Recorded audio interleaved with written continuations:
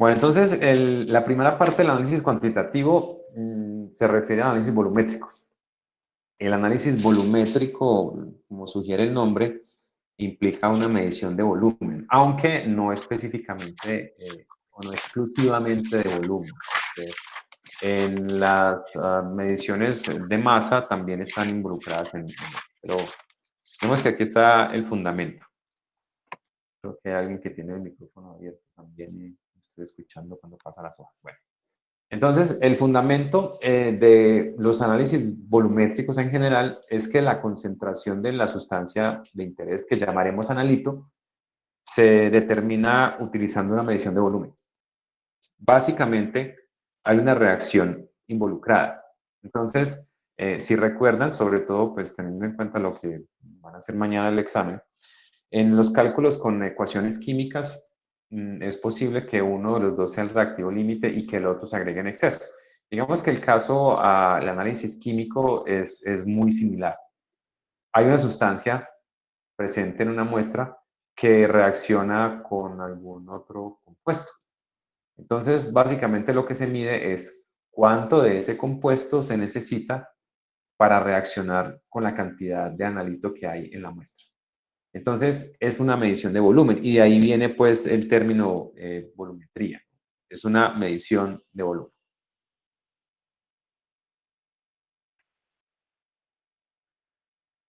El procedimiento es pues, de varios pasos y veremos que cada uno de esos pasos involucra mediciones específicas y sobre la calidad de esas mediciones se fundamenta la confiabilidad del resultado.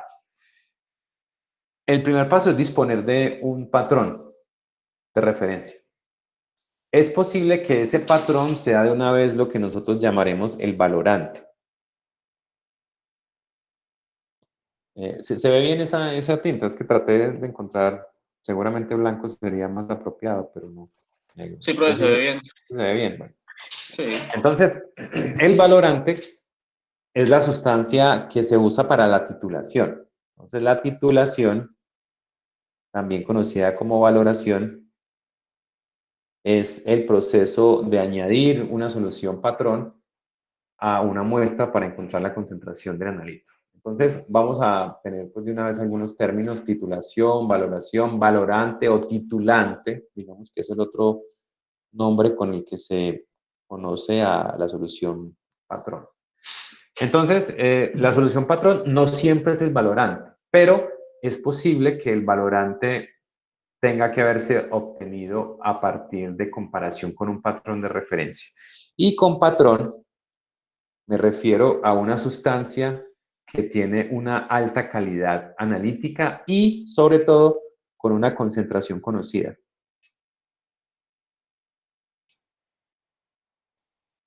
Y voy a adicionar, aparte de conocida, con exactitud. No sé si... A ver. Entonces, yo debo conocer la concentración con una buena exactitud. Y esa es la definición del patrón. Es una sustancia, para nosotros en el análisis volumétrico, que tiene una concentración conocida con una muy buena exactitud, porque sobre esa sustancia va a recaer el peso de todo el análisis. Si yo no selecciono adecuadamente mi patrón de referencia, pues todo el análisis va a quedar, digamos, con problemas, ¿no? Bueno, supongamos que yo tengo el patrón, puede ser que el patrón sea o no el valorante. Normalmente el propósito de preparar el patrón es calcular la concentración de valorante. Cuando el mismo patrón es el valorante, pues de una vez podemos calcular esa concentración. Pero en ocasiones es necesario un procedimiento o un paso adicional en el que comparo el patrón de referencia con el valorante. Pero el propósito es calcular la concentración del valorante. Y veremos pues a qué me refiero con que a veces se puede y otras veces no. El siguiente paso es hacer el tratamiento de la muestra. En ese tratamiento de la muestra, el principal objetivo es disolver esa muestra en algún tipo de solvente, sobre todo en soluciones acuosas, que es, digamos, el medio más usado para las reacciones en análisis volumétrico. Medio acuoso, sobre todo pues porque el agua no es tóxica, ¿cierto? A veces se hacen algunos tratamientos en compuestos un poco más, digamos, tóxicos solventes, pero no es muy común. La mayoría de las titulaciones se hacen en medio ácido, por ejemplo, pero siempre en medio acuoso. Después de que esa muestra se disolvió, se mide una porción, que ya era un término que ya había empleado, que incluso comencé a emplearlo sin haberles contado de qué se trataba. Alícuota se refiere a una porción de muestra, que puede ser un volumen o puede ser una masa. Pero si yo en el paso anterior obtuve una solución de la muestra, pues seguramente la porción de muestra va a ser un volumen. Yo disuelvo mi muestra en un volumen conocido y extraigo con una pipeta una cantidad de ella. Bueno, yo necesito conocer la reacción. No solamente qué reacción es la que se está llevando a cabo, sino esto. Esto es muy importante. ¿Cuándo termina la reacción? El punto en el que la reacción, o que yo quiero determinar la reacción, es cuando digamos que la cantidad de analito es equivalente a la del valorante. Digamos que el método que yo voy a usar para llegar a conocer cuándo la reacción termina depende de la naturaleza de la reacción. Por ejemplo, yo sé que ustedes han llevado a cabo titulaciones ácido-bases, en los que puede ser que una muestra problema sea una base y que se titula con un ácido, y es necesario determinar cuándo dejar de adicionar el ácido. Si lo recuerdan, eso se hacía utilizando un indicador. El indicador básicamente es una sustancia que me muestra cuándo la reacción terminó. Y pues sirve para eso, ¿no? Para indicar cuándo esa reacción ha terminado. Por eso pues el nombre de indicador. Bien, entonces esto implica adicionar, por ejemplo, al medio un indicador. Luego, desde la bureta se añade el valorante.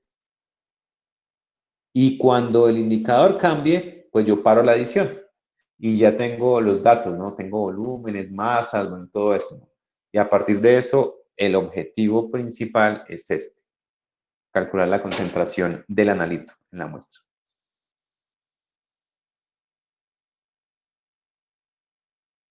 Estos pasos son más o menos generales, ¿no?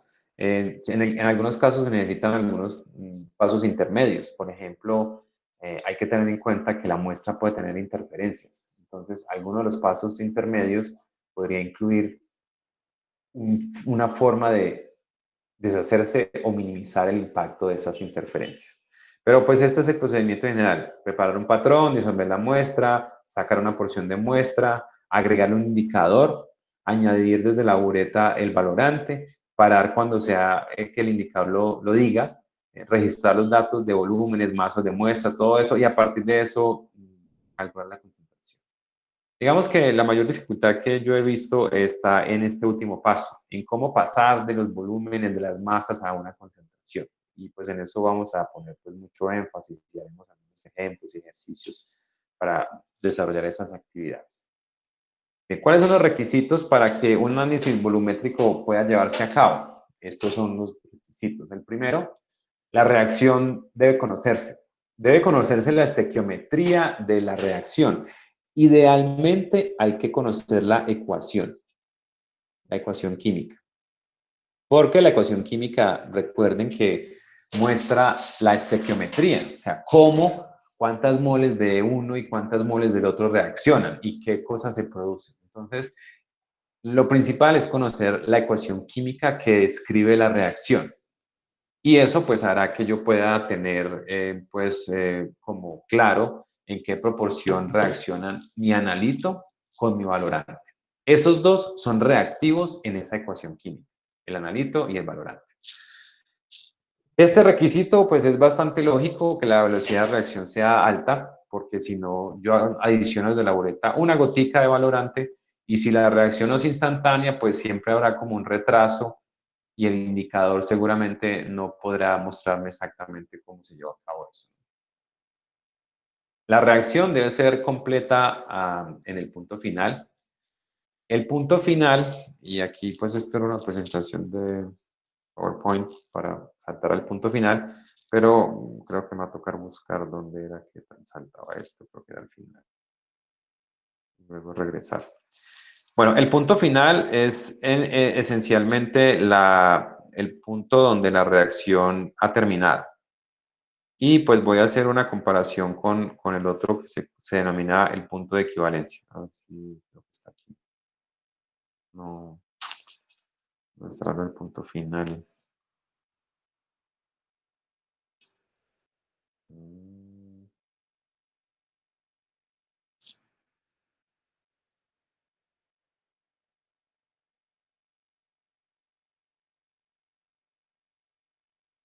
Bueno, entonces no sé si al final de verdad. Bueno,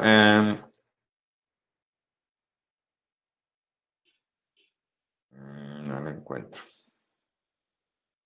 Bueno, el punto final es el momento en que la reacción termina, ¿no?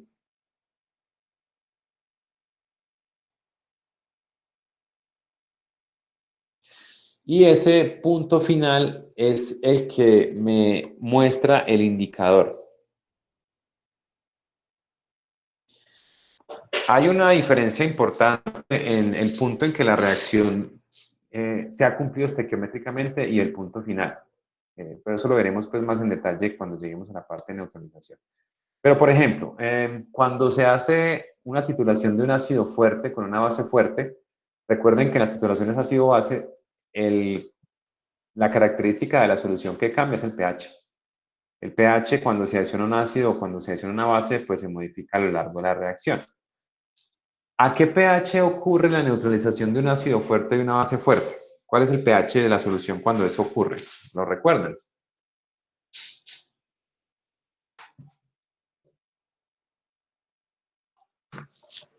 ¿Recuerdan cuándo pasa eso? ¿Cómo la pregunta, profe? ¿A qué pH se neutraliza un ácido fuerte con una base fuerte? ¿Cuál es el pH de la solución cuando eso ocurre? Cuando las moles de uno, bueno, los equivalentes de uno son iguales a los equivalentes del otro. 7, Es un pH de 7, es un pH de neutro, ¿no? La neutralización ocurre a pH 7. Cuando se trata de ácidos débiles con bases fuertes o al contrario, el pH no es 7, es un pH ligeramente mayor o menor. Pero cuando es un ácido fuerte como el ácido clorhídrico con una base fuerte como el hidróxido de sodio, el pH al que ocurre la neutralización es 7, ¿no? Si recuerdan, cuando se titula, por ejemplo, hidróxido de sodio, con ácido clorhídrico se adiciona un indicador que se llama fenolftaleína. La fenolftaleína pues, es un indicador bastante conocido y muy fácil de usar porque el cambio de color es muy neto. Pasa de un color como rosado a transparente. Pero resulta que la fenolftaleína realmente cambia a pH de 8.3, no a pH 7. Entonces, eh, el uso de ese indicador está pues fundamentado en que el volumen de ácido que se requiere para llevar la solución de pH 8.3 a 7 es muy, muy pequeño, tanto que es inmedible con una pipeta, con una bureta. Perdón. Entonces, el punto final es lo que el indicador dice, pero el punto de equivalencia es el valor teórico de la propiedad en el que se alcanza el final de la reacción. Es decir, por ejemplo, en el caso que les describo, el punto final es un pH de 8.3, pero el punto de equivalencia es un pH de 7. O sea, el punto de equivalencia es un valor teórico. Lo voy a escribir acá. Punto de equivalencia. Es un valor teórico. Mientras que el punto final es lo que me indica el indicador, ¿no? Pues redundante, pero cierto, ¿no? Por eso la selección del indicador debe ser muy cercana a la del punto de equivalencia. Si yo voy a titular un ácido diferente al clorhídrico con una base débil, por ejemplo, yo debo conocer a qué pH ocurre la neutralización y no necesariamente el 7. Y con base en ese pH que yo determine teóricamente, voy a una tabla de indicadores y selecciono el indicador más apropiado para esa valoración. Bueno, la otra condición es que yo debo conocer exactamente la concentración del valorante. Y esto me lleva a la naturaleza del mismo valorante. El valorante puede ser o no una sustancia que me permita preparar una solución de concentración exacta. Y eso lo veremos en un momento. Bueno, otro requisito, yo debo disponer de un indicador. Y el indicador depende del tipo de reacción.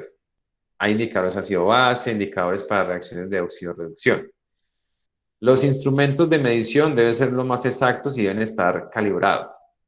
Los instrumentos pues serán para medir volumen y para medir masas. Entonces, por eso los instrumentos más usados en el análisis volumétrico serán los matraces, pipetas y buretas y las balanzas analíticas, ¿no? Para medir con exactitud las masas.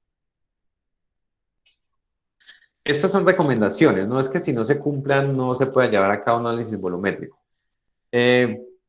Aquí esta primera y la última son un poco contradictorias y ya voy a tratar de aclarar un poco la situación.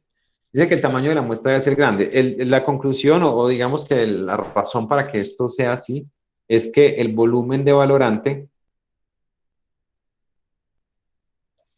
debe ser adecuado.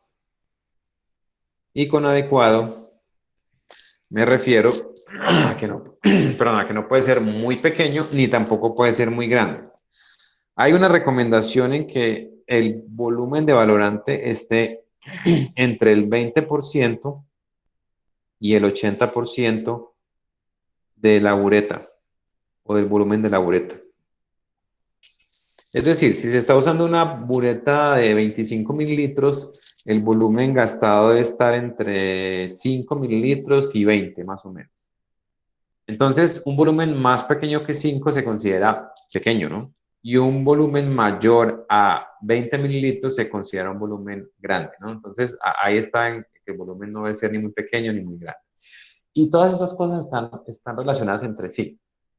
Si yo escojo un volumen de muestra, un tamaño de muestra muy grande, pues en esa muestra habrá una cantidad mayor de analito. Y por tanto, el volumen de valorante que me gaste va a ser también muy grande. Por el contrario, si el volumen de muestra o el tamaño de muestra que yo escojo es pequeño, en ella va a haber menos cantidad de mi analito y la cantidad de valorante que yo voy a necesitar para que reaccione con esa pequeña cantidad de analito también va a ser pequeña. Y puede ser que un volumen de ese tipo no sea fácilmente medible, que con una o dos gotas ya hubo el cambio del valorante. Entonces, eso implica que el error asociado a esa medida va a ser muy alto. La tercera dice que el volumen debe ser no muy pequeño, ¿no? Y el último, pues está relacionado que el volumen no sea muy grande. Y aquí pues viene esta recomendación. Estas dos están relacionadas con esto. La concentración del patrón debe ser lo más exacta posible. Y pues aquí es donde viene el hecho de que algunas sustancias me van a permitir hacerlo directamente y otras no. Y veremos cuáles son las características de las sustancias que me permiten hacerlo. Más recomendaciones. La valoración debe ser normalmente hasta el punto final y hay que evitar el retroceso, aunque hay algunas valoraciones que sí utilizan un retroceso. ¿Qué significa retroceso? El retroceso es básicamente adicionar una cantidad de reactivo que reaccione con todo el analito, pero que quede en exceso. Es decir, el reactivo límite es el analito. Cuando yo adiciono una cantidad medida de un valorante, parte de él reacciona con el analito y otra parte queda sobrando. En un método por retroceso consiste en medir cuánto sobró. Lo que hemos calculado las reacciones, pero en este caso se mide experimentalmente. Eso es un retroceso. Pues es más fácil hacer un método sin retroceso, pero algunas reacciones de retroceso son suficientemente exactas y rápidas como para que se puedan aplicar a un análisis volumétrico. El ensayo en blanco tiene como objetivo hacer la corrección por la matriz de la muestra. La matriz es todo lo que hay en la muestra diferente al analito.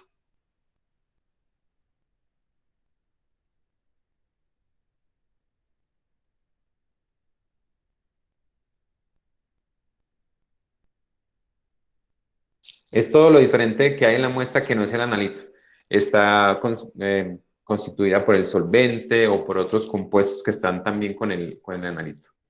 Entonces, ¿en qué consiste un ensayo en blanco? En un ensayo en blanco, básicamente lo que se hace es titular una muestra que no contenga analito.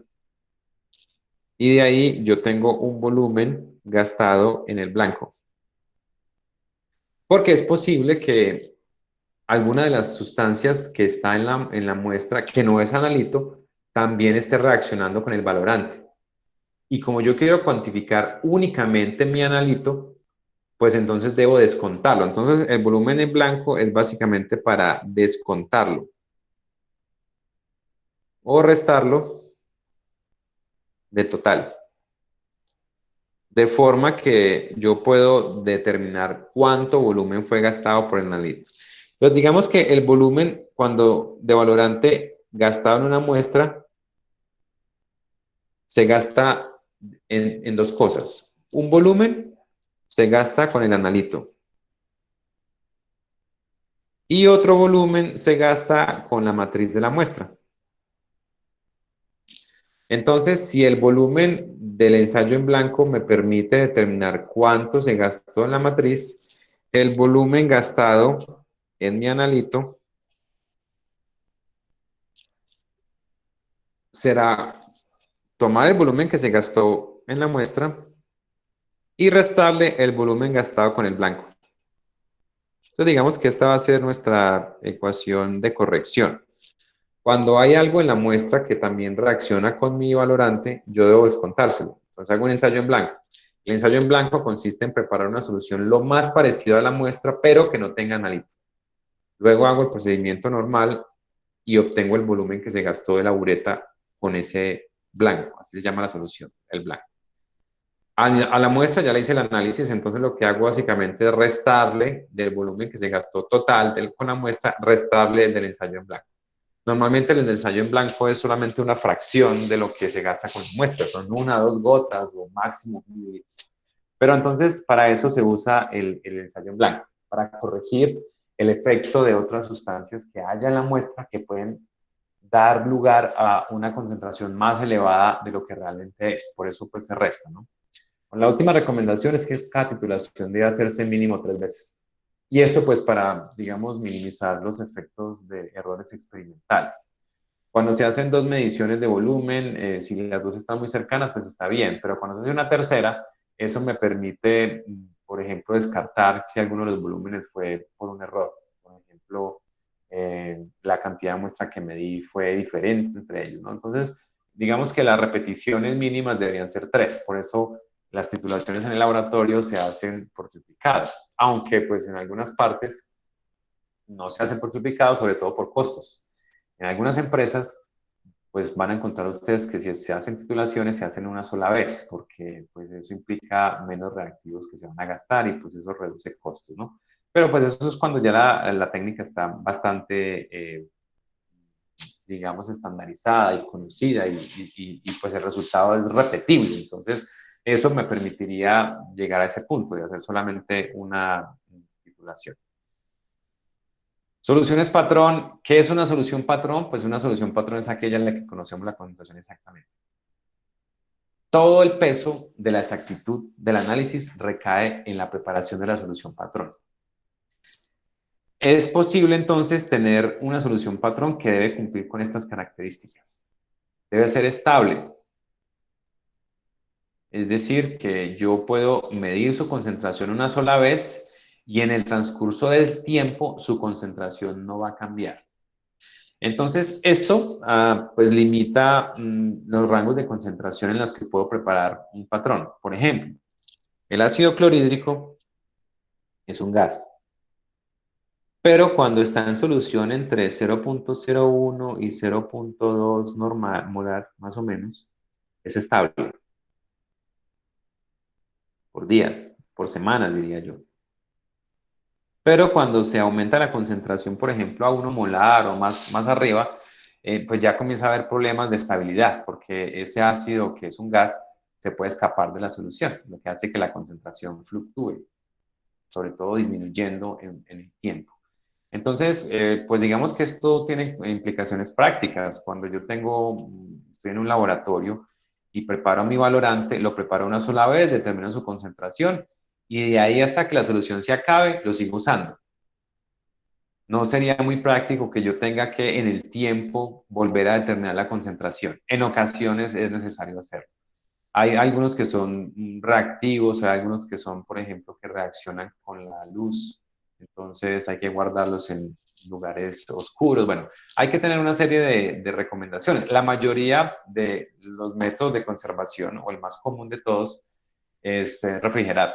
Cuando yo preparo una solución patrón, la uso hoy, pero si no la voy a usar en 2 o 3 días, pues la meto a la nevera y eso pues hará que sea algún tipo de reacción que pueda presentarse con el aire, con algún componente del mismo patrón, pues se minimiza la velocidad de reacción poniéndolo en la nevera. Bien, esta ya la habíamos analizado antes. El analito, la solución patrón deben reaccionar rápidamente. Mi patrón o mi valorante con el analito deben reaccionar rápidamente, deben reaccionar completamente, es decir, el rendimiento de la reacción debe ser del 100%. Es decir, lo que me dice la estequiometría de la reacción se debe cumplir. Y pues la última característica es que debe ser selectivo, o sea que mayormente debe reaccionar con mi analito. Si hay otras cosas en la muestra, como va a pasar con las muestras reales, pues que no haya una reacción que me impida cuantificar exclusivamente el analito. Dentro de la preparación de soluciones patrón, hay 2 métodos para prepararlas.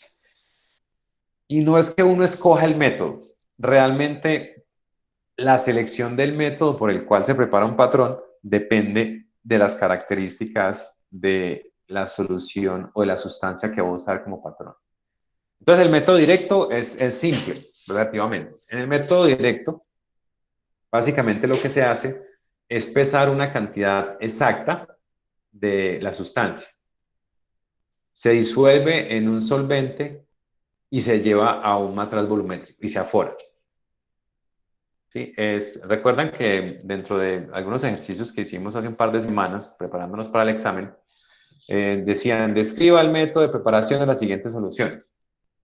Entonces, ese método, pues, es el método directo.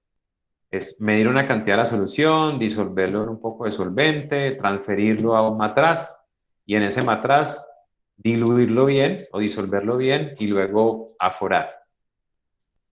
Ese método es el método más simple, pero requiere que la sustancia sea lo que aquí dice, patrón primario. Y ahora vamos a definir qué es un patrón primario, porque no todas las sustancias que se usan en análisis químico cumplen con las condiciones de un patrón primario. El método indirecto. En el método indirecto, o este método se usa cuando no se usan patrones primarios. Entonces, el procedimiento es un poco más largo, porque aquí está. Lo primero que se hace es, como en el caso anterior, se prepara una solución. Es lo mismo, tomando una cantidad de muestra, llevándola a un matraz o lo que sea, ¿no? El problema es que esa concentración no va a ser la concentración exacta, va a ser una concentración aproximada. Luego hay que compararla mediante una titulación contra un patrón primario. Es decir, siempre la determinación de la concentración real de mi valorante va a recaer sobre un patrón primario, ya sea directamente, por el método directo, o indirectamente por la comparación contra ese patrón primario. Por ejemplo, el hidróxido de sodio es una sustancia que no es un patrón primario. La principal razón por la cual el hidróxido de sodio no es una sustancia que se pueda considerar un patrón primario es porque es muy, muy higroscópico. Cuando se saca una perlita de hidróxido de sodio del tarrito que la contiene, del frasco reactivo, y se coloca en puede ser un vidrio de reloj o en un recipiente que yo voy a usar para hacerla pesada, absorbe agua del aire. Y absorbe tanta agua que cuando yo peso, estoy pesando hidróxido de sodio puro y también agua, y yo no puedo saber cuánto es de cada uno. Es más, si ustedes dejan encima de un mesón de laboratorio en un vidrio de reloj una perlita de esas de hidróxido de sodio por media hora, 1 hora, cuando van a ver tienes un charquito, porque ha absorbido tanta agua del aire que se disuelve en esa agua y pues no es posible pesar puro el hidróxido de sodio. Esa es una de las propiedades que no debe tener un patrón primario. Los patrones primarios no deben ser higroscópicos. Puede ser que absorban humedad del aire, pero que se puedan secar. Profe, Sí. es que se le entrecortó cuando dijo que si dejábamos la perlita por media hora. ¿Qué pasaba? Se disuelve, ustedes van a encontrar eso en charquito, van a encontrar como la pastillita disuelta en agua, como si alguien le hubiera echado agua, y realmente fue porque absorbió agua del aire. Entonces, cuando se pesa el hidróxido de sodio, no se pesa hidróxido de sodio solamente, también con agua. Y pues se supone que cuando uno dice las moles de hidróxido de sodio se pesaron 2 gramos, usa la masa molar de hidróxido de sodio, o sea que está asumiendo que todo era hidróxido de sodio. Y en el hidróxido de sodio del mundo real eso no es cierto, porque hay una cantidad de agua indeterminada. Entonces, por ejemplo, si yo quiero obtener una solución de hidróxido de sodio patrón, supongamos que yo quiero preparar una solución 0.1 molar, ¿sí? Que yo quiero preparar 100 mililitros de la solución. Entonces, yo puedo calcular cuántos gramos de hidróxido de sodio necesito para preparar 100 mililitros de solución 0.1 molar, ¿cierto? Y ustedes saben cómo hacerlo, ¿no? Si no saben, tienen 24 horas para saberlo, porque mañana les voy a preguntar eso. ¿Cómo se prepara 100 mililitros de solución 0.1 molar de hidróxido de sodio? Entonces, ustedes al final llegan a una masa, ¿no? A ver, rápidamente, sería 0.1 por 0.1, eso es 0.01, y esto es 40, o sea que más o menos 0.4 gramos se necesita, rápidamente, ¿sí? Yo lo hice porque la masa molar es 40, y lo multiplico por 0.1, da 4, y lo vuelvo a multiplicar por 0.1, que son 100 mililitros, 0.1 litros, me da 0.4 gramos, ¿no? Entonces, pues el método me dice, tome 0.4 gramos y los lleva hasta 100 mililitros, y listo, le quedó 0.1 molar. Pues eso no es cierto, ¿no? Y la razón está en que estos 0.4 gramos no son hidróxido de sodio puro. Tiene agua y no sabemos cuánta agua. Entonces, lo que yo haría sería pesar 0.4 gramos, llevarlos a un matraz de 100 y aforar, ¿cierto? Si es el caso de un matraz. Pero realmente podría usar incluso una probeta, porque es que con estos dos valores yo no voy a calcular la concentración de la solución exacta. Lo que haría después es compararlo, por ejemplo, contra un ácido clorhídrico 0.1 molar. Esta solución de ácido clorhídrico ya tengo que haberla preparado antes, pero el problema es que el ácido clorhídrico tampoco es un patrón primario, entonces seguramente el ácido clorhídrico tuve que haberlo comparado contra el carbonato de sodio, que sí es un patrón primario, ¿sí? No puedo comparar el hidróxido de sodio contra el carbonato, pues porque ambos son bases y no reaccionan. Entonces, para preparar la solución de ácido clorhídrico también lo hago por el método indirecto. Y el ácido clorhídrico no es un patrón primario porque es que es un gas disuelto en un líquido y no es muy estable. O sea que cuando ustedes destapan la botella de ácido clorhídrico concentrado, pues como al 37%, parte de las moléculas de ácido clorhídrico se van cada vez que ustedes destapan la botella. Incluso sin destaparla, a veces también hay fugas por la tapa. Entonces, la solución no es exactamente el 37%. Entonces, se prepara una solución aproximada de ácido clorhídrico y se compara contra una masa de carbonato de sodio. El carbonato de sodio sí es un patrón primario.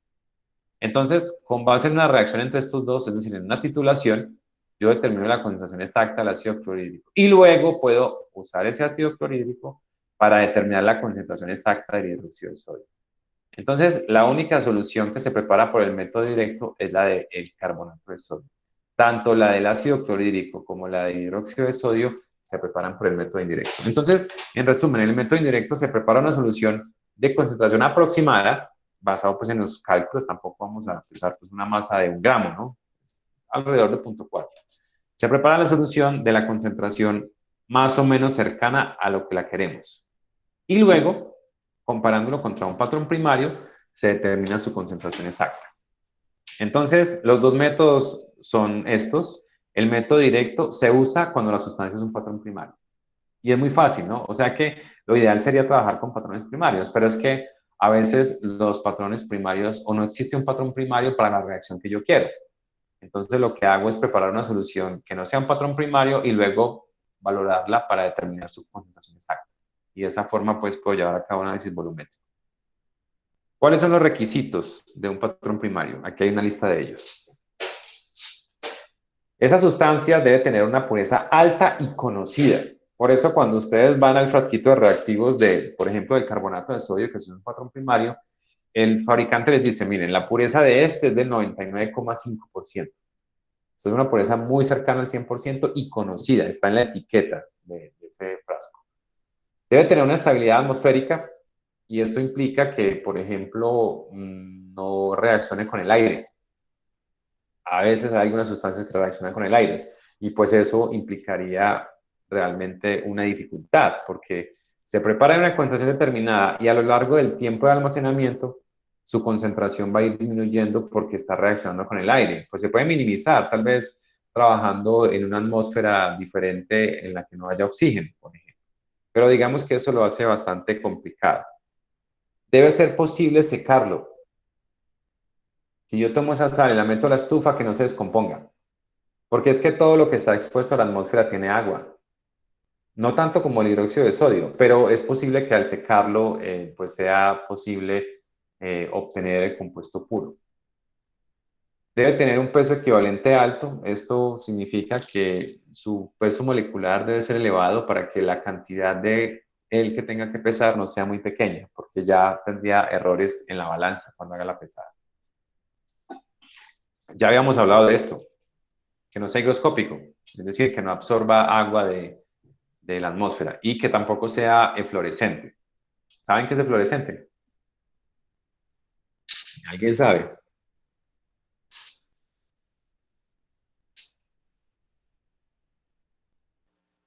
No, profe. Bueno, la eflorescencia es cuando hay un compuesto que pierde agua de hidratación. Por aquí pues hay, bueno, quimipedia, uy, no sabía que existía quimipedia.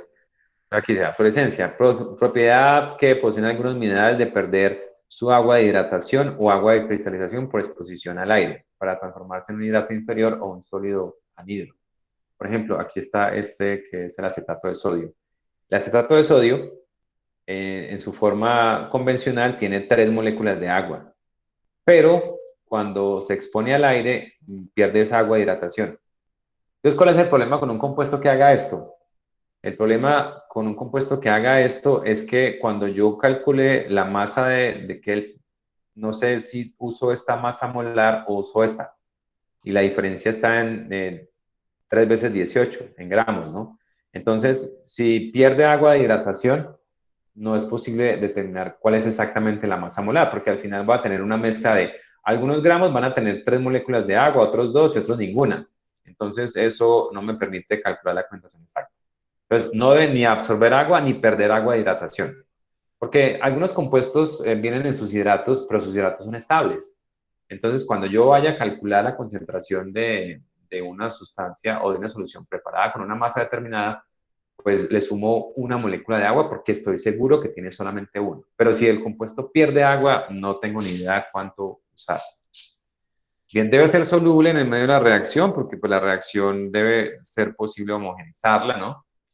Debe estar estequiométricamente relacionado con el analito y esta es bien importante, debe existir un indicador para la reacción y veremos pues que los indicadores son diferentes dependiendo del tipo de reacción. ¿Qué tipos de reacciones son las más comunes o las que se presentan en el análisis volumétrico? Y estas pues son las que abordaremos incluso en el curso. La primera son las reacciones de ácido-base. En estas reacciones hay transferencias de protones, es decir, de H más, de un reactivo a otro. Sí, se conocen también como reacciones de neutralización, que es el proceso al que llegamos cuando la reacción termina. Hay neutralización, es decir, no hay ni exceso de moles de ácido ni exceso de moles de base. Ese pues es el punto final. Son dos, las acidimetrías o las alcalimetrías. Las asimetrías es el análisis de analitos básicos y las alcalimetrías es el análisis de analitos ácidos.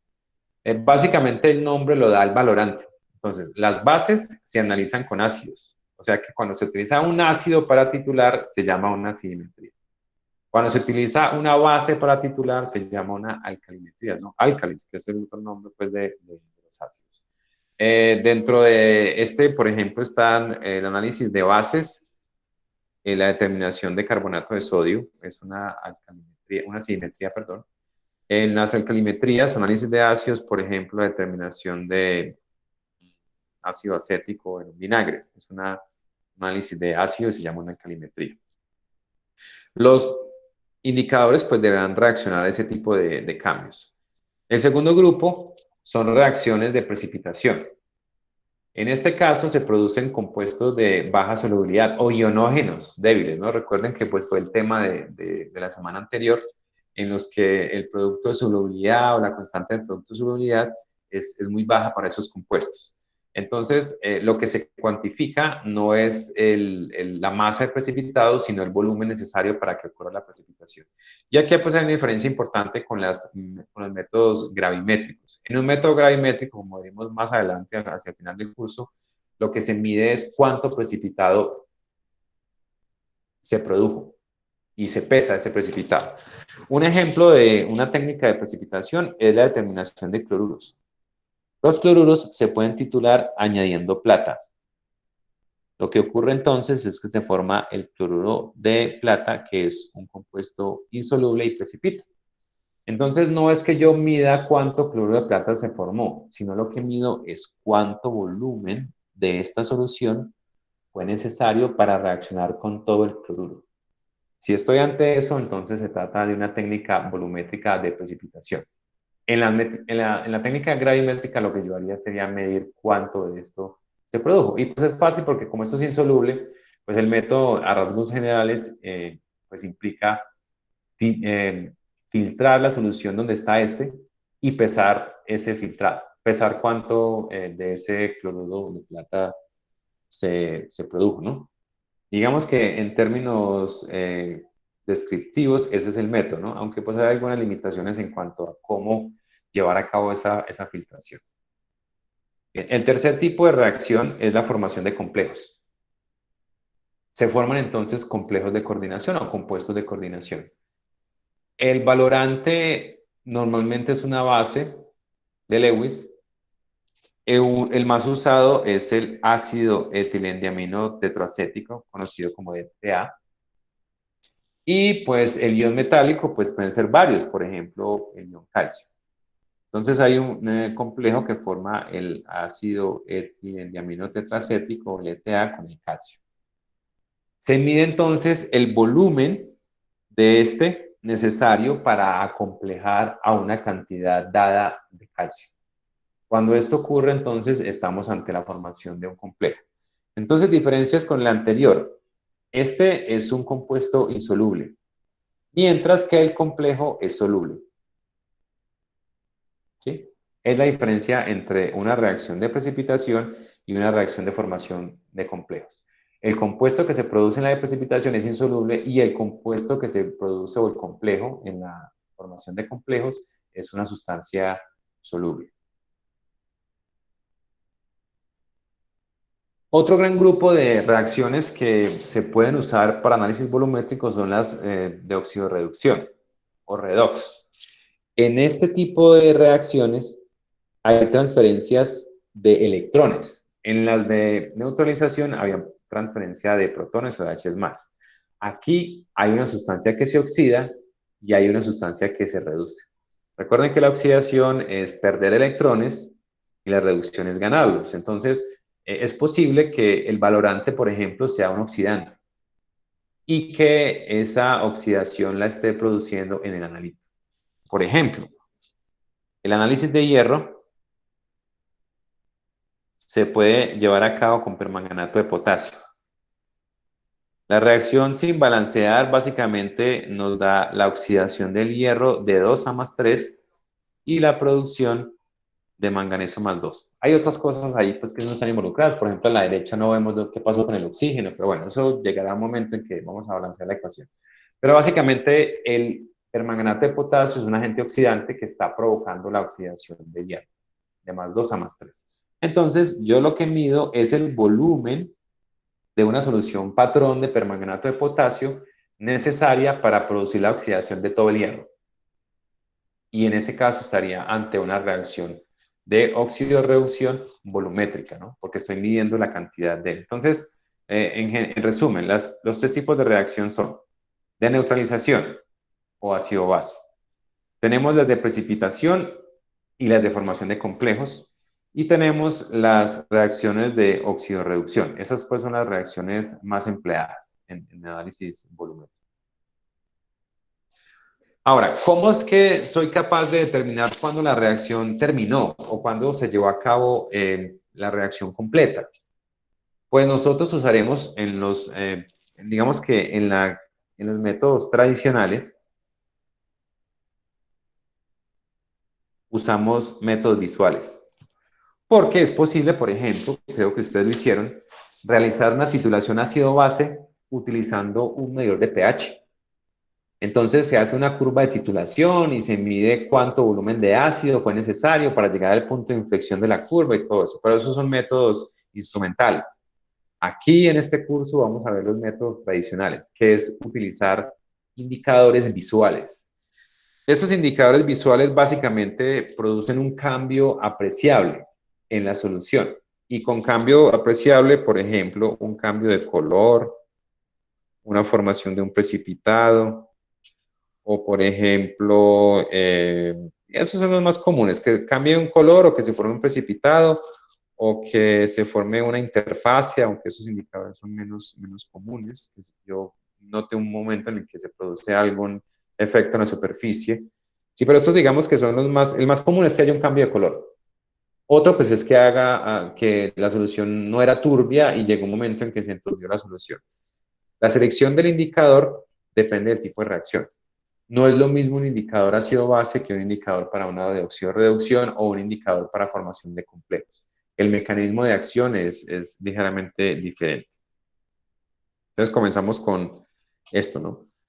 Entonces el indicador debe ser capaz de mostrarme cuándo parar la adición de valorante, cuándo debo detener o cerrar la llave de la bureta y medir el volumen, ¿sí?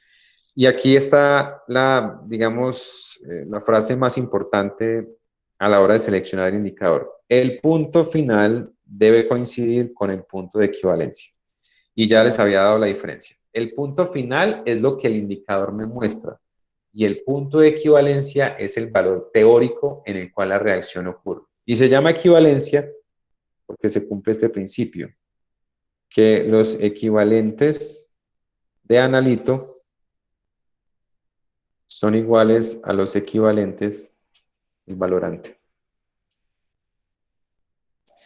Y llegará un momento en que vamos a discutir aquí cómo trabajar con equivalentes, porque si lo recuerdan, hay una forma de expresar la concentración que se llama normalidad, que está relacionada con equivalentes. Y llegaremos pues al punto de trabajar con ella. No sé que algunos están pensando en que no es una forma de expresar la concentración muy cómoda, pero para el análisis volumétrico es muy sencillo de usar. Bien, entonces lo que forma o el principio o lo que se emplea para detectar el punto final es un cambio físico de una propiedad. ¿Cuáles son? Por ejemplo, la aparición de una turbidez que está relacionado con la formación de un precipitado, ¿cierto? Pero en una cantidad. Por ejemplo, el cambio de color, ¿sí? También puede ser que yo mida el pH o la fuerza electromotriz. Bueno, estas son las propiedades que cambian, ¿no? Y la manifestación de que esa solución, de que esa propiedad cambia, pues está en eso, en que se produce un cambio de color. Recuerden que básicamente los indicios de que una reacción química ocurrió son cambios en la apariencia física de una solución, formación de precipitado, cambio de color, el desprendimiento de gas, bueno, pero eso realmente no se usa, el desprendimiento de un gas no se usa como un indicador. Las diferentes reacciones requerirán diferentes indicadores y eso pues, es lo que vamos a abordar a continuación. Primer grupo de indicadores, y creo que está constituido exclusivamente por este señor, el permanganate de potasio. Autoindicador. Un autoindicador es una sustancia que él mismo cambia de alguna forma y me permite parar la adición de un valorante, por ejemplo. El permanganato de potasio es un autoindicador. La razón está en que cuando está como su forma oxidada, con una, si recuerdan, esto es -2, esto sería +7. Cuando su valencia o su estado de oxidación es +7, él tiene un color violeta. Pero cuando está en su forma reducida, es incoloro. Entonces, el ejemplo que les planteé ahora. Si yo estoy titulando hierro más 2 con permanganato de potasio, pues la solución, mientras haya hierro en la solución, este es violeta, ¿no? Pero mientras haya hierro en solución, va a ocurrir esta reacción. Se va a producir hierro más 3 y se va a producir manganeso más 2. El hierro más 3 y el hierro más 2, pues digamos que el hierro 3 es un poquito amarillo, pero la intensidad de ese color amarillo no es suficiente como para ser usada en la detección del punto final.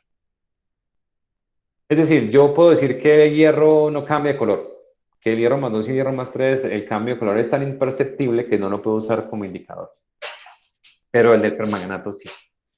Entonces, aquí pues quiero detener un momento para mostrarles cómo es la mecánica del uso del permanganato como indicador. Si yo tengo un frasquito que contiene una Erlenmeyer donde estoy haciendo la titulación, ¿no? Y digamos que ahí hay hierro más 2. Desde la bureta yo estoy adicionando el permanganato. Entonces, la solución originalmente es incolora, ¿no? Porque pues el hierro más 2 no le da un color característico a la solución. Digamos que esto es agua transparente, ¿no? Cuando agregue una gota de permanganato, esta reacción ocurre inmediatamente. Es decir, pasa de violeta a incoloro. Es decir, que mientras en la solución haya hierro más 2, cada vez que una gotica de permanganato caiga en la solución, se vuelve incolora, porque la reacción está ocurriendo rápidamente y en esta dirección. Cuando llega el momento en que la cantidad de permanganato de potasio se hace igual a la estequiométrica del hierro, en ese momento la siguiente gotica que se adiciona a la solución no se va a volver incolora, sino que le va a conferir a la solución un color.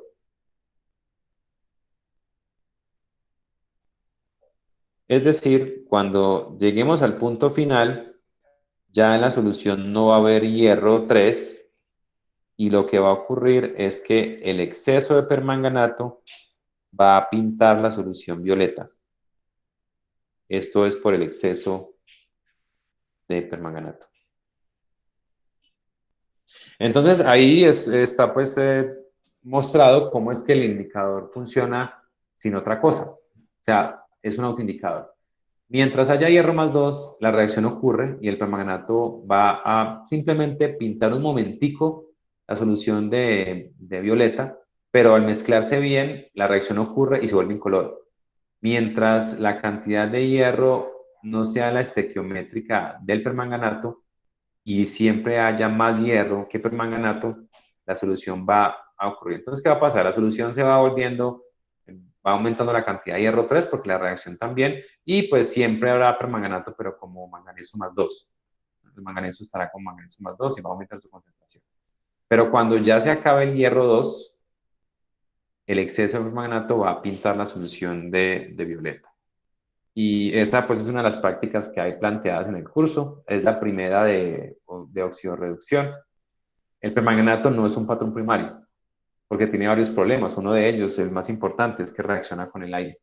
El permanganato reacciona con el oxígeno del aire y también se descompone con la luz.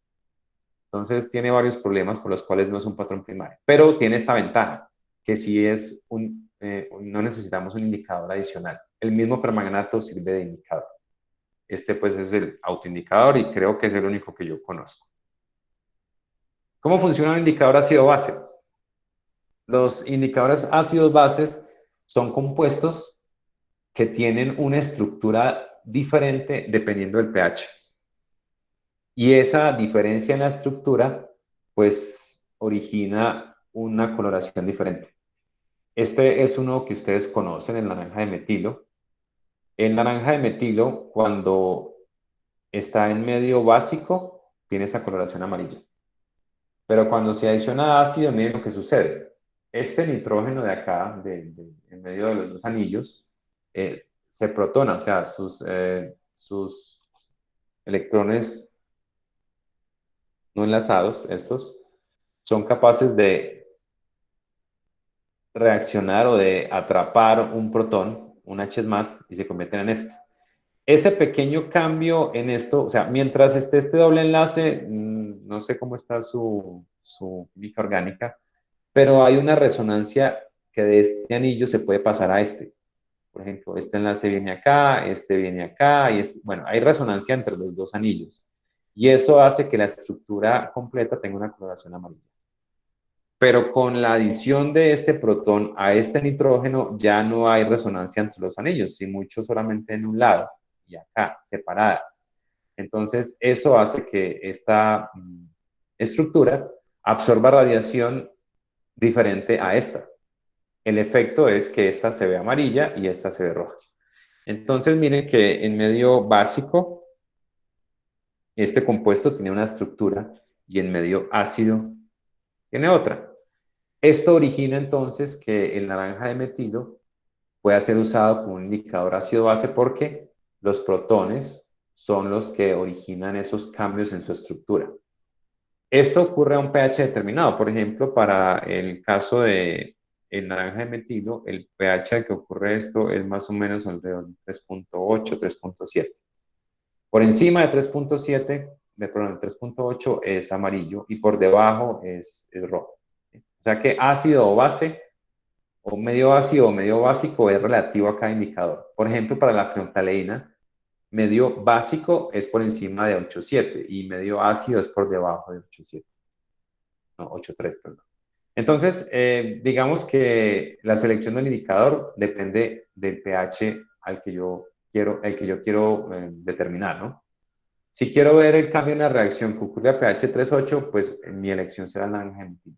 Pero si quiero ver el cambio de una reacción ácido-base que ocurre a un pH de 7 o de cercano a 7, como 8.3, pues utilizaré fenolftaleína, ¿no? Entonces, la fenolftaleína igual. La fenolftaleína será un compuesto que tiene una estructura por encima de 8.3 y tiene otra estructura por debajo de 8.3. Una absorbe radiación en el visible y otra no. Por eso, la que no absorbe radiación en el visible, pues es la que vemos incolora. Y la que sí absorbe, pues es la que veremos de color violeta. Entonces, así funciona un indicador ácido-base. Cambia su estructura dependiendo del pH, porque el pH es la propiedad que cambia en el transcurso de una reacción de neutralización. Los indicadores redox cambian dependiendo del potencial eléctrico o la fuerza electromotriz del medio. Un ejemplo es la titulación también de hierro con dicromato de potasio.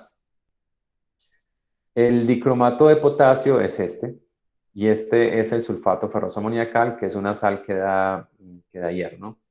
Entonces, cuando hay hierro más 2, este que es el valorante,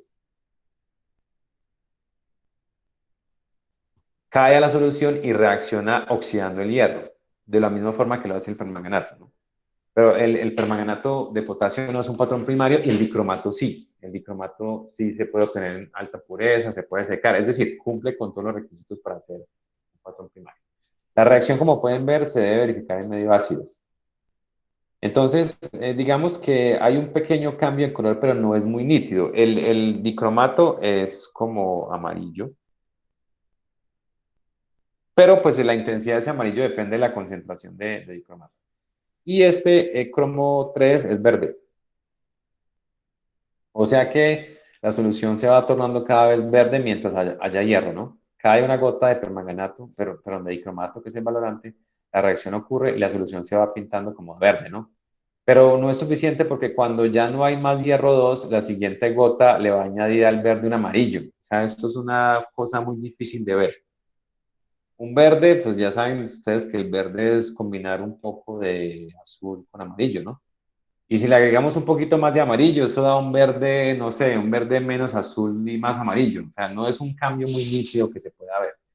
De hecho, el cambio del naranja de metilo, que fue el que acabamos de ver, pues aquí muy, muy claro dice amarillo y rojo. Pero para quienes han tenido experiencia con el naranja de metilo, saben que el amarillo no es un amarillo muy amarillo y que el rojo es más bien un naranja. Entonces, no es como un cambio neto de un amarillo muy distinto del rojo, como digamos los de nuestra bandera, no. El amarillo es un amarillo con un poquito de rojo y el rojo es un rojo con un poquito de amarillo, o sea que el cambio no es muy neto. De ahí pues que hayan mucho más personas que sean fanáticos de la fenolftaleína que de la metilo, ¿no? Porque el cambio de color no es muy neto. Bueno, pero entonces, ¿cómo lidiar con este problema? Una solución que se va volviendo verde y luego al final le agrego amarillo y, bueno, es difícil de ver. Se utiliza un indicador que se añade desde el principio de la titulación que se conoce como ferroína. La ferroína, en su estado reducido, es de color rojo, que es la estructura que hay o la fórmula que hay a la izquierda. La ferroína es roja, ¿sí? Pero cuando pierde electrones, es decir, cuando es oxidada, da otro compuesto que se conoce como ferriina y hay una clara diferencia en la coloración. Este es un rojo intenso como color sangre y el de la ferriina es un color azul pálido. Entonces, si todo esto está en la solución, el dicromato primero debe reaccionar con el hierro para producir el hierro 3, ¿no? Y pues a la vez produce cromo 3. Pero cuando ya se acabe todo el hierro, este dicromato va a oxidar la ferroína a ferrillina y va a provocar un cambio de color bastante neto. Es decir, la solución originalmente es roja por la aparición de este. Pero cuando el dicromato ha reaccionado con todo el hierro disponible, va a producir un azul pálido. Entonces la solución se va a tornar azul, va a cambiar de rojo a azul. Y esto pues hace que sea mucho más fácil y más neto el cambio, mucho más fácil de identificar. Entonces los indicadores redox son como este tipo. De hecho, el permanganato de potasio verifica reacciones redox, pero no necesita pues un indicador, como si el caso del dicromato de potasio. Hay otros compuestos diferentes de la ferrina que se utilizan como indicadores de este tipo de oxidorreducción. Este otro tipo de indicadores son indicadores en los que se forma un producto soluble, pero de diferente color. El ejemplo es un método conocido como el método de Volhard y ese método es para determinar el contenido de plata en alguna muestra, ¿no? El valorante se conoce como tiocianato de potasio, ¿no? Este tiocianato es de potasio, ¿no? Entonces, la reacción principal, la plata que está en solución, reacciona con el tiocianato dando un precipitado. Este es un precipitado blanco. Entonces, la sola aparición del precipitado blanco, pues es un indicio de que la reacción está ocurriendo, pero no me permite saber cuándo acaba. Recuerden que el propósito del indicador es mostrarme cuándo acaba la reacción, cuándo dejó de ocurrir esa reacción y cuándo debo parar la adición del valorante. En el caso de este compuesto, pues yo podría de alguna forma medir como la aparición de la turbidez, ¿no? Pero digamos que visualmente no es muy exacta esa determinación. Es posible de pronto utilizando un método, no sé, turbidimétrico. Yo voy midiendo la turbidez de la solución y cuando ya no se forma más turbidez es pues porque se acabó la plata, ¿no? Pero digamos que no es muy neto ese cambio. Lo que sí es, por ejemplo, adicionar a la solución hierro 3. Entonces, desde el comienzo yo tengo la solución plata, hierro 3 y comienzo a adicionar. ¿Qué sucede? Que el tiocianato forma con la plata este producto insoluble.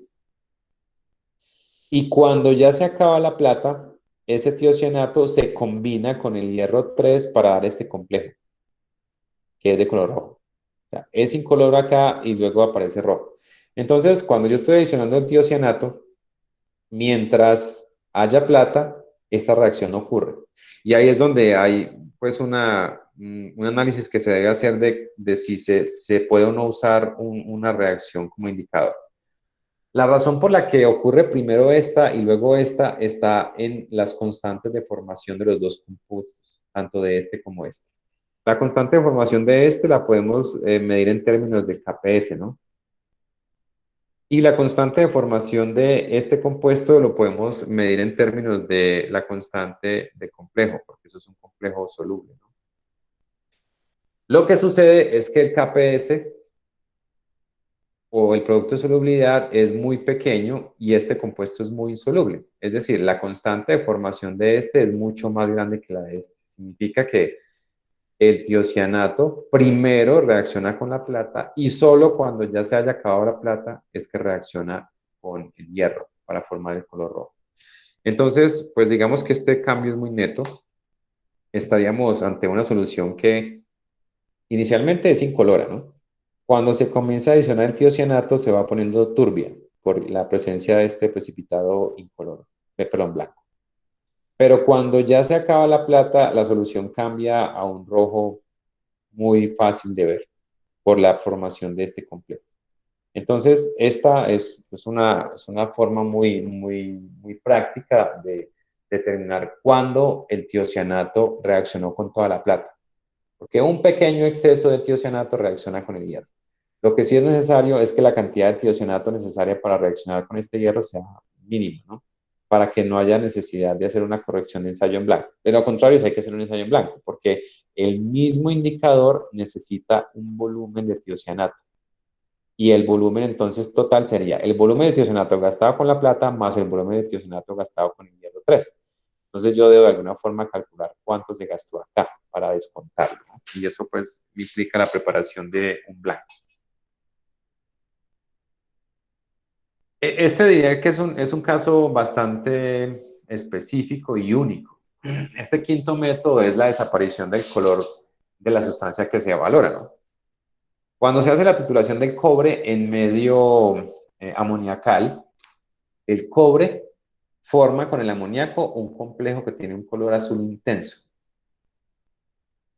Si yo estoy determinando el análisis, el cobre, el valorante es este, el valorante es cianuro. Yo creo que la reacción, aparte de ser muy única, no es muy práctica, sobre todo por el uso del cianuro como valorante, ¿no? El cianuro es bastante tóxico, ¿no? Entonces, en la reacción, el cianuro desplaza al amoníaco del complejo con el cobre, formando este compuesto. Y este compuesto es incoloro. Entonces, mientras en la solución aún haya cobre con amoníaco, ¿cierto? Combinados, el cianuro va a producir un descenso en la coloración azul. Hasta que cuando ya no haya moléculas de este complejo, la solución va a ser completamente incolora. Yo realmente nunca he usado esta reacción, pero diría que el cambio no es muy neto, porque es como ver cuando la coloración del azul va desapareciendo lentamente. Seguramente llegará un momento en que nosotros no la percibamos, pero que aún así esté ahí presente. Digamos, yo voy a parar la adición del cianuro de la bureta, pero sin que haya realmente consumido todo eso, ¿no? Es decir, no es un cambio muy neto, pero bueno, eso es un ejemplo de cómo se puede usar la desaparición de como en este caso, un complejo, pasando de azul a incoloro para decidir cuándo parar la adición del valorante.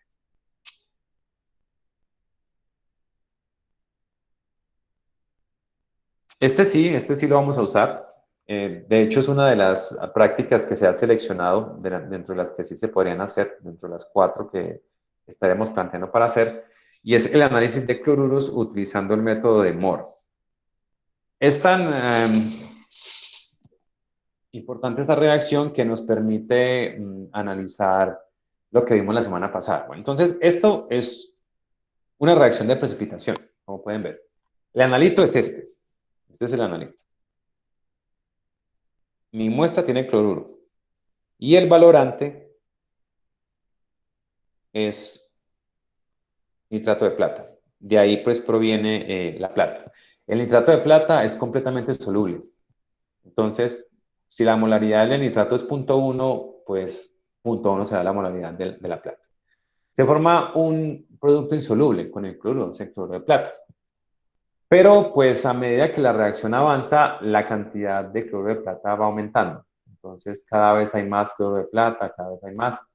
Pero no puedo ver exactamente cuándo se dejó de producir. Entonces, la idea de usar este cromato como indicador es que el cromato forma con la plata un compuesto insoluble, pero de un color diferente a este. De hecho, si recuerdan, la plata o esta reacción de estos dos es sirve para la identificación de la plata en el grupo 1 de cationes. Es esta misma reacción. Y si se formaba un compuesto, bueno, no exactamente la misma, porque realmente era con plomo, ¿no? El cromato de plomo, pues, produce esta reacción, pero es similar. Aquí, pues, en los dos hay una constante en producto de solubilidad, ¿no? De hecho, podríamos decir que esto es un caso de precipitación fraccionada, en el que hay cloruro y hay cromato juntos, y comienzo a adicionar plata. Entonces, como hicimos la semana pasada, la pregunta sería, si tengo una solución que tiene plata y tiene, perdón, que tiene cloruro y que tiene cromato, y comienzo a adicionar plata, ¿cuál de los dos reacciona, cuál de los dos precipita primero? Entonces, en esencia sería calcular la plata necesaria para precipitar con el cloruro y la plata necesaria para precipitar con el cromato. Y la concentración más baja sería el caso, ¿no? Pero aquí, pues yo creo que bastaría con comparar los KPS. El KPS del cloruro de plata es muchísimo más pequeño que el KPS del cromato de plata. Por lo tanto, aunque en la solución inicialmente haya cloruro y cromato juntos, la plata precipita primero este, y solo cuando la cantidad de cloruro es despreciable, y también se podría calcular, se forma este. Es decir, que cuando yo vea que la solución se torna naranja, paro la adición de plata. Y es porque ya se ha formado este. Lo que sucede es que, claro, necesito un poco del valorante para formar una cantidad apreciable de este compuesto. En este sí es obligatorio hacer un ensayo en blanco para saber cuánta plata se mezcló o se combinó con el cromato para dar un color que yo pudiera percibir. Pero este método de detección del punto final es bastante neto, ¿no? Hay un cambio de color de una solución que está turbia, blanca, a una solución que está turbia, pero naranja.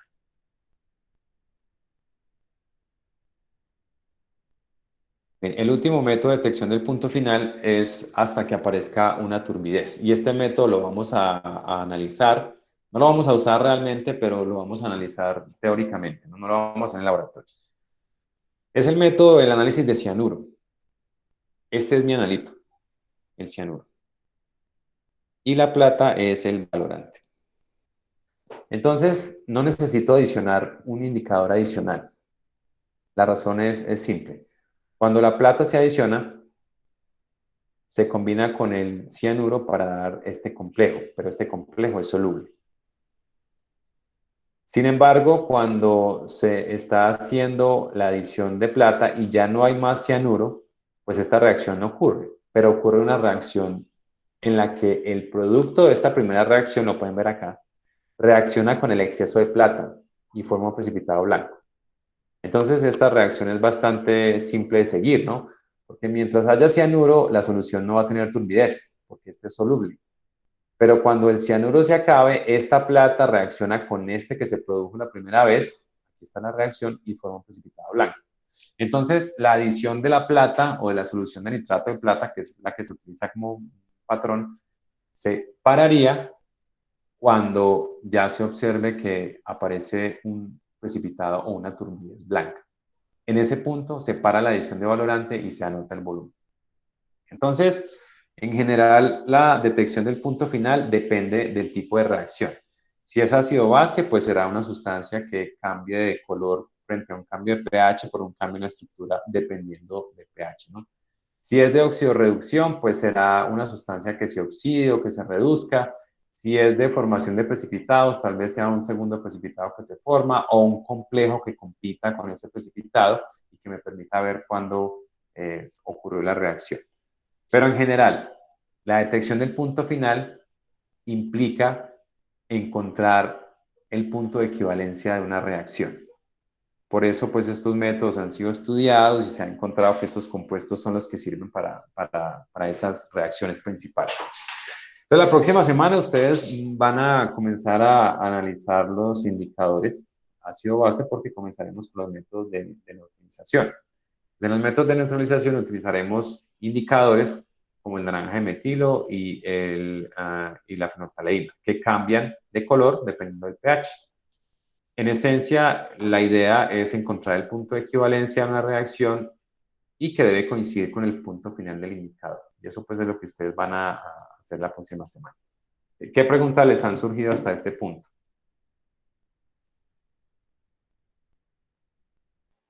Profe, Sí, yo tengo una duda. O sea que en las titulaciones uno para de titular cuando automáticamente pues ve un cambio.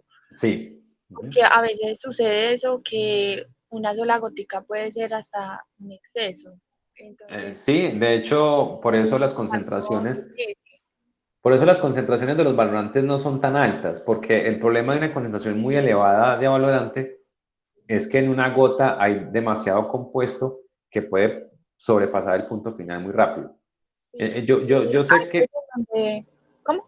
sí, no, no, siga. No, que hay veces donde uno, digamos, va a pasar de con la fenolftaleína, pasa mucho eso, y que cuando se va a hacer un cambio de color, tiene que ser un cambio hasta muy sutil, y a veces, porque a veces ya pues excede de una sola gota, puede excederse hasta un color fucsia. Entonces, a veces pasa que los profesores le dicen a uno como que deje ese tono que es como ni muy incoloro ni muy rosa, entonces es como tiene como un poco de color de ambos. Sí, digamos que ese es el problema de algunos indicados, aunque la frontalina es relativamente fácil.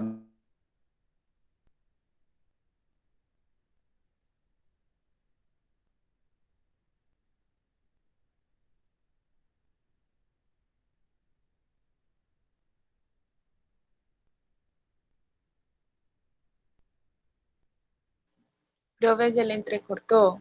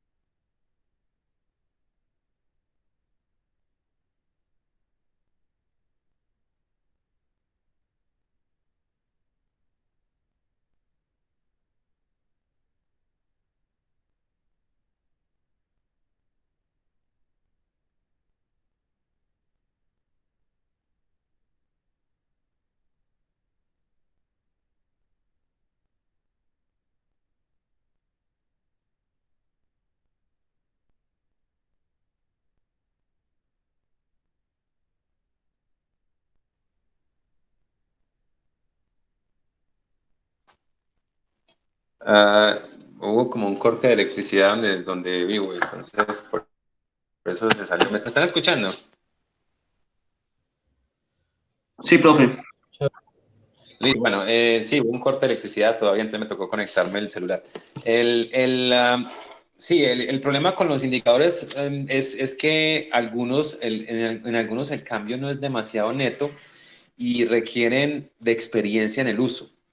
Entonces, digamos que por eso la necesidad de ir al laboratorio y ver el cambio de color exactamente dónde es y todo es muy alta, ¿no? Por eso, pues la idea de hacer las prácticas. Pero sí, como decía Valentina, a veces el cambio de color no es muy neto y sobre todo en la fenolftalina el cambio depende de dónde vaya uno, ¿no? Por ejemplo, si está titulando una base con un ácido, es preferible dejar el indicador con un color rosa pálido en lugar de completamente transparente, porque puede ser que se haya traspasado el punto de equivalencia con una gotica. Pero es mucho más acentuado el problema, porque eso finalmente lo que va a hacer es que el volumen sea un poquito mayor o un poquito menor. Pero cuando usamos valorantes muy concentrados, hay problemas con que esa gotica se convierta en un cambio de concentración muy grande. Entonces, por eso las normalidades o las concentraciones como molaridad que se usan en las titulaciones no son más de 0,1 molar, porque el error es mucho más pequeño. Pero sí, hay que tomarle el paso. Por ejemplo, el del método de Moore, la situación es como más o menos la siguiente. Tienen una solución que es como turbia porque está apareciendo un precipitado de cloro de plata, o sea, es como lechosa, y el indicador se agrega desde el comienzo y el cromato de potasio es amarillo, o sea que la solución inicialmente es amarilla pero no turbia, por el cromato de potasio. Pero a medida que la titulación va avanzando, la aparición del cloro de plata hace que la solución sea como amarilla, pero lechosa, ¿no? En el punto final, cuando ya esa plata se combina con el cromato, da un color rojo, o sea que el cambio es hacia un rojo blancuzco, ¿no? Entonces, es necesario tener experiencia con las reacciones para llegar al punto final. Bien, yo creo que vamos a terminar acá. Entonces, pues la idea es que en el transcurso de la tarde pues puedan terminar de prepararse para el examen, que es mañana a las 10. Si tienen preguntas, lo pueden hacer a través de, pues, del correo electrónico. Yo voy a tratar de contestar si tienen alguna duda particular. El examen es sobre el taller que hicimos, no sobre lo de precipitación. Eso es el siguiente, solamente sobre preparación de soluciones, cálculos de reactivo límite, bueno, básicamente como el taller que hicimos hace 2 semanas. Esa es más o menos la forma en la que va a ser el examen. Y yo pues no sé si observaron que subí el taller que hicieron y también la solución para que compararan con los cálculos que ustedes hicieron. No sé si de eso les ha surgido alguna duda.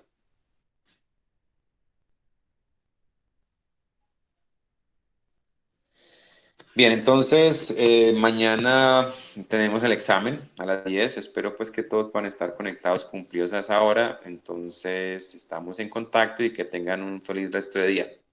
Hasta luego. Profe, entonces en Bien. la tarde no tenemos clase, no nos reunimos. No, en la tarde nos reunimos para que usen ese tiempo y puedan estudiar para el examen. Y entonces nos envía hoy lo que vamos a hacer, como el informe que usted dijo del laboratorio. Sí, yo publico en Classroom las condiciones para eso, pero tienen hasta el viernes para hacerlo. Entonces, pues la idea es que hoy se concentren en prepararse para el examen. Ah, vale, profe. Listo. Hasta Gracias. luego. Hasta luego. Hasta luego, profe, gracias. Listo, profe, gracias. Gracias, profe. Hasta luego.